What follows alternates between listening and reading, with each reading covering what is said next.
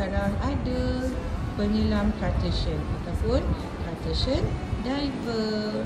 Okey, kita tengok Cartesian diver ni ada air berwarna merah dan kita ada tabung uji di situ. Nampak tak? Okey, tabung uji tu dalamnya ada udara, di atasnya udara, bawahnya kita letak air. Okey, jadi macam mana apa yang kita nak tunjuk? Okay, sekarang ni saya picit botol air ni Okey, apa yang awak nampak? Semasa saya picit botol air, tabung uji turun ke bawah ataupun tenggelam ataupun sinking. Kenapa? Okey, kerana tabung uji ni sekarang lebih tumpat daripada air. Kenapa tabung uji ni lebih tumpat? Sebab ada udara tadi kan dalam tabung uji. Jadi udara semasa saya picitkan botol ni, udara dalam tabung uji dimampatkan. Okay, compress.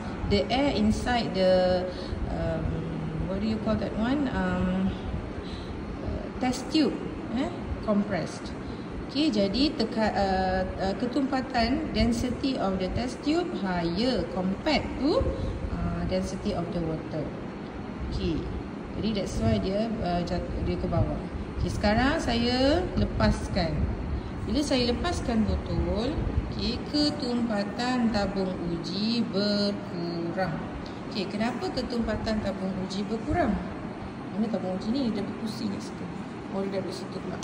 Okay, ketumpatan tabung uji berkurang kerana udara yang mampat tadi sekarang bila kita lepaskan, udara itu mengembang. Jadi bila udara mengembang di dalam tabung uji menjadi kurang tumpat.